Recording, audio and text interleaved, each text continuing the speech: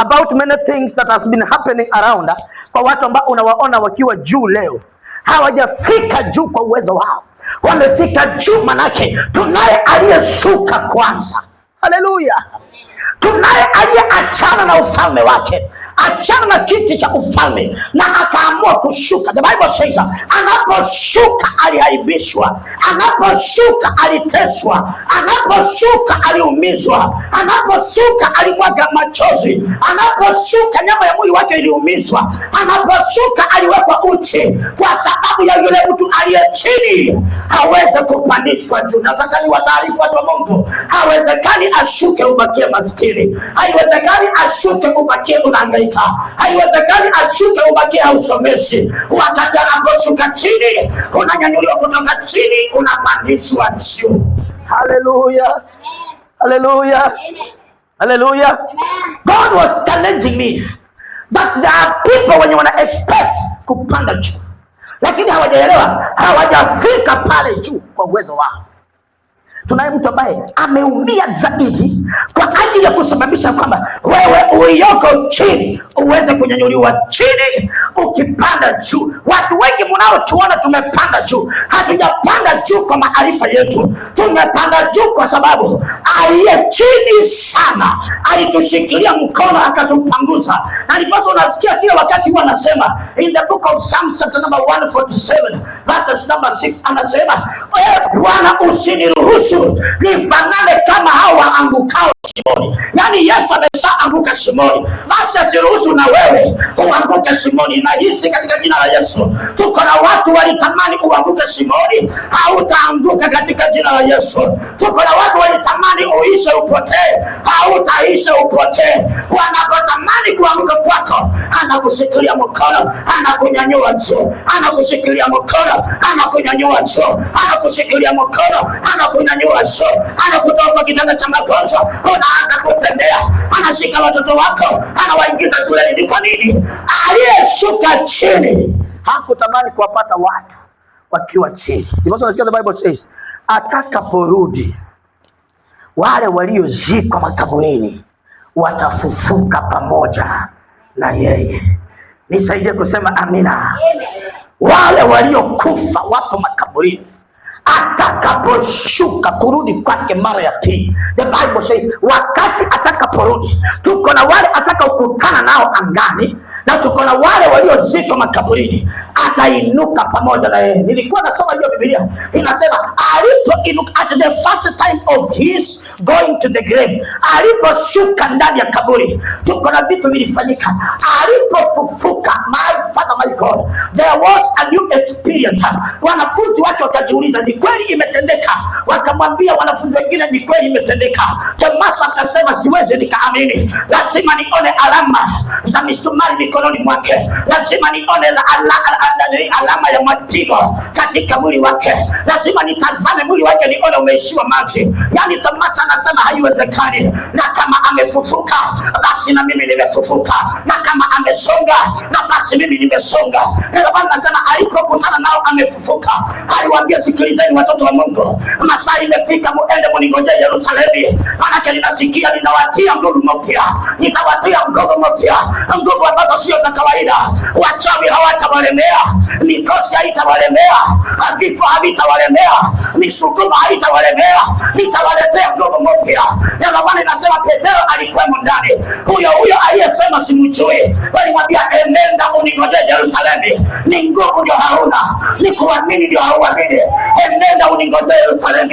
Ndio maana nasema alipokanyaga Yerusalemu Yesu huyo, Roho wa Bwana akashuka juu yao. Petro ndio huyo akapata nguvu mpya. Ndio maana nasema alipoanza kutembea, kivuli chake kikaanza kuponya wagonjwa.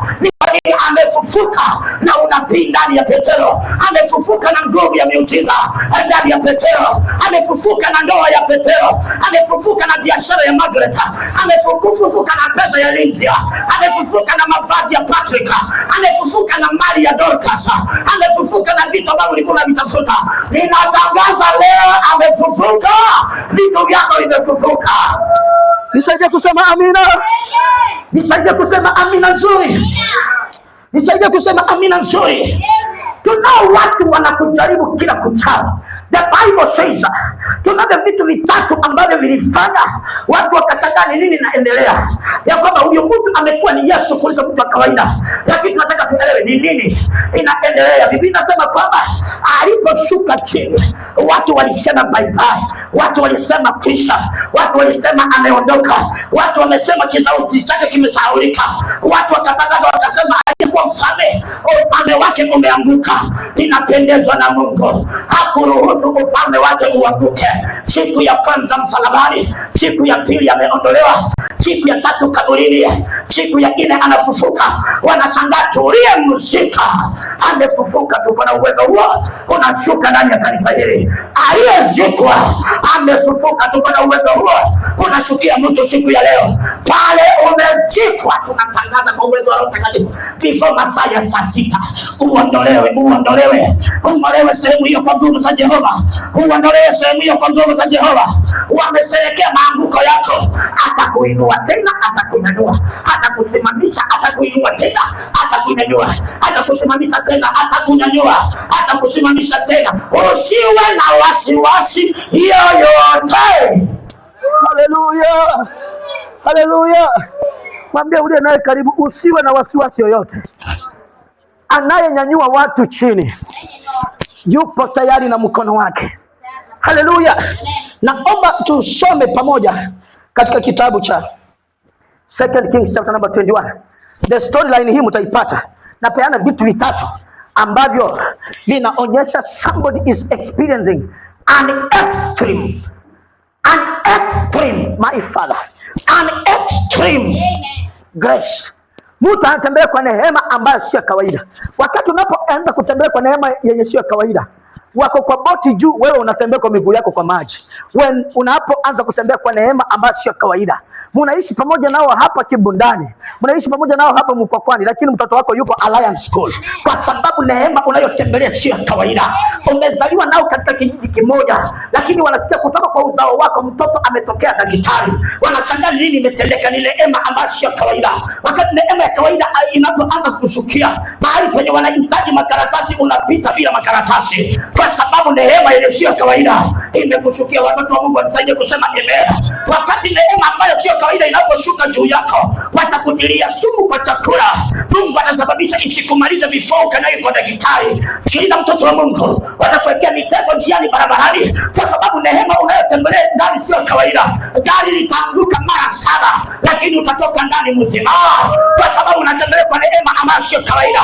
Wakati unapoanza kutembelea kwa neema yenye sio kawaida, wale waliotangaza ndoa yako haiwezi patikana, wanakuja kusikia habari harusi yako inatendeka mwezi ujao, wanashangaa imefanyikaje. Ni neema yenye sio ya kawaida, wapendwa. Wakati neema yenye sio kawaida inapoanguka juu yako, wale waliokukataa wanaanza kukukaribia, wanaanza kuomba msaada juu yako, kwa sababu ya neema yenye sio kawaida. Ninahisi hiyo neema inamshukia mtu hapa, inashukia watu 6 sehemu hii, inashukia watu 7 sehemu hii. Neema yenye sio ya kawaida. Wamama sasa wanashangaza watu Yerusalemu. Elizabeth anakamata mimba akiwa miaka ya uzeeni, wanashangaa nini imetendeka.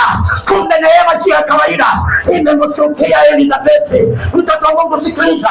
Abrahamu ndio huyo anakamatishwa mimba kwa mke wake anaitwa Sara katika miaka ya uzeeni, kwa sababu neema yenye sio ya kawaida imemshukia, na imeshukia kwa jamii ya mtu anayeitwa Abrahamu. Ninazidi kutangaza neema yenye sio ya kawaida ikushukia mara ya kwanza, ikushukia mara ya pili, ikushukia mara ya 3, ikushukia mara ya 4.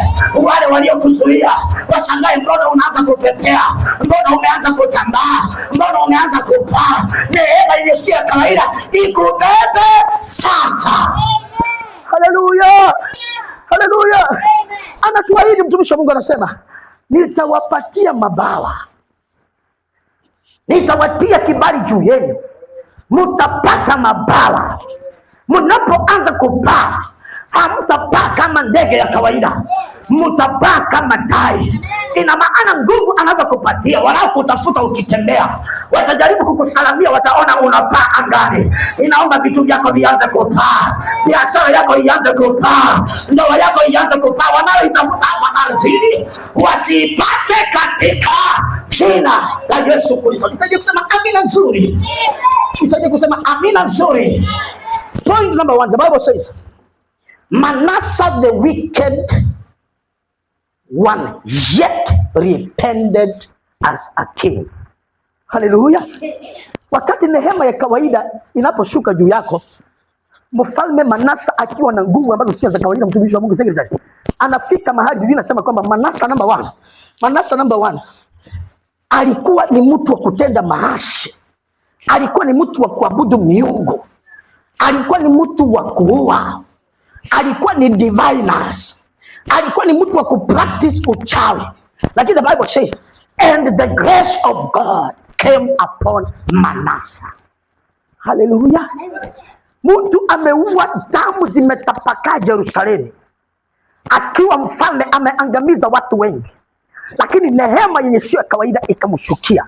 Iliposhuka kwake, Biblia inasema kwamba and Manasseh decided to repent because the grace yenye sio kawaida imemshukia. Oh my God, I can see some people coming to beg for forgiveness kutoka kwako. Yale waliokutendea watafika mahali wanasema, jamani, tumejisalimisha kwako, tunaomba msamaha tena. Manasseh ameua watu wengi, lakini the Bible says ikafika mahali kando na yeye kuua, my Father, my God, akapokea neema ambayo sio ya kawaida, an extreme grace. This grace haifiki kwa kila mtu, inafikia watu ambao the grace itself has appointed.